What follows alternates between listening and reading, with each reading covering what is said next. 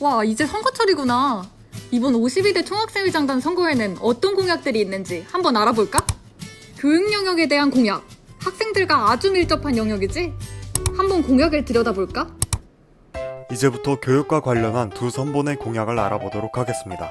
일단 리플라이와 바로 모두 공통적으로 1학년 필수 교양인 자유, 정의, 진리 강의의 개선을 내세웠는데요. 2019학년도 개편 이후 강의와 교수자의 수가 늘어나면서 각 교수자의 주제 이해도에 따른 수업의 질적 문제가 지적됐죠. 이에 리플라이는 수업 주제에 충분한 이해도를 지닌 교수자가 수업을 진행할 수 있도록 요구할 예정이며 매 학기 피드백을 수합해 학교에 전달할 것이라고 합니다. 바로는 본래 취지를 살릴 수 있는 담당 교수로만 구성하여 강의의 질을 높이고 이는 선택 수강으로 바꾸겠다고 밝혔습니다. 수강 신청 관련 개선안 또한 마련됐습니다. 리플라이는 수강 신청 30분 전에 기존 수강 신청 내역을 삭제할 수 있는 제도를 도입하고 강의 매매 방지를 위해 신청한 과목 삭제 이후 해당 과목의 무작위로 지원 시간을 배정하겠다고 해요. 바로는 학점 세이브 제도를 제안했습니다. 학점 세이브 제도는 학기에 최대 수강 신청 가능 학점보다 적게 수강해 잔여 학점이 발생하면 이를 이후 학기로 이월할 수 있는 제도입니다. 유연한 학점 관리가 가능하며 등록금 손실을 최소화하고 아까운 학점 차이로 졸업이 늦어지는 경우를 방지하려는 목적입니다. 이외에도 리플라이에서는 전임교원 확충, 드롭제도 부활과 학사제도 협의회의 부활, 학점 책정 기준 공개 의무화 등을 내세웠는데요.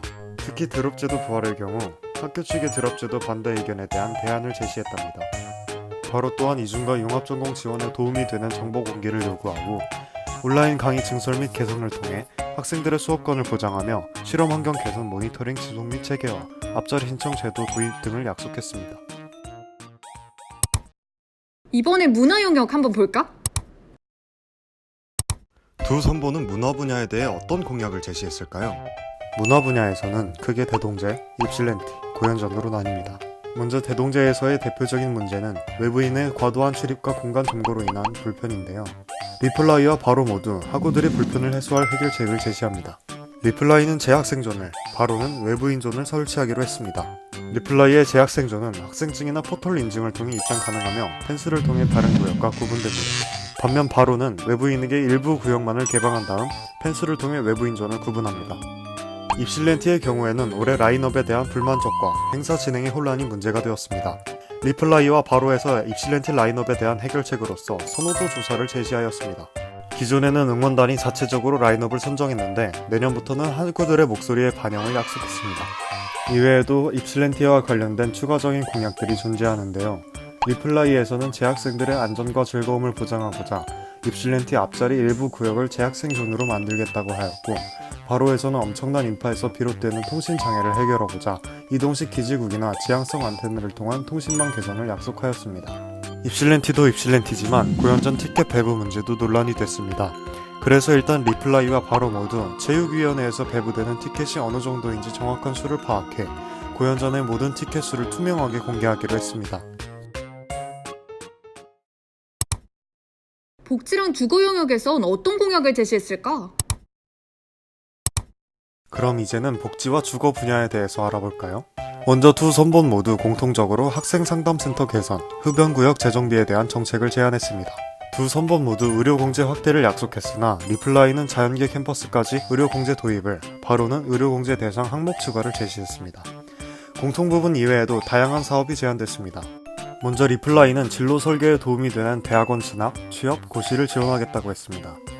취업 박람회를 확대하고 시험 준비학원 수강료 할인 등으로 취업 지원을 하고 고시반 신설 및 고시실 마련 요구 등으로 고시 지원을 계획하고 있습니다. 이외에도 모바일 학생증 확대, 여러 상권에서 할인 혜택을 받을 수 있는 멤버십 제도와 시험기간 교내외 카페 연장 영업을 추진하고 있습니다. 다음으로 바로의 정책 제안입니다. 바로는 쾌적한 환경 조성을 위해 학내 자치공간 방역 시스템 확립과 의료기관과의 제휴로 저렴한 가격으로 진단을 받을 수 있도록 하겠다고 했습니다. 우리 학교는 기숙사 수용률이 낮아 계속해서 문제가 제기되어 왔었죠. 따라서 리플라이와 바로 모두에게서 기숙사 확충에 대한 공약을 찾아볼 수 있었습니다. 리플라이는 개운산 기숙사 신축을 지속적으로 노력할 것이라고 밝혔습니다. 또한 정릉 캠퍼스를 학부 대학원생의 기숙사로 리모델링하는 과정에서 학부생 TO를 충분히 확보할 것이라고 합니다.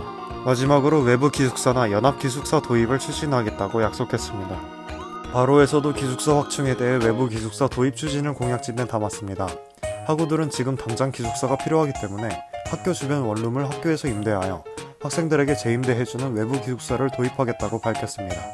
이외에도 리플라이는 더욱 편안하고 쉬운 통학생활 보장을 위해 통학버스 운행을, 바로는 착한 부동산 사업과 외국인 학생 집 구하기 동행 서비스를 통해 고대생 집 잘 구하기 프로젝트를 추진하겠다고 했습니다.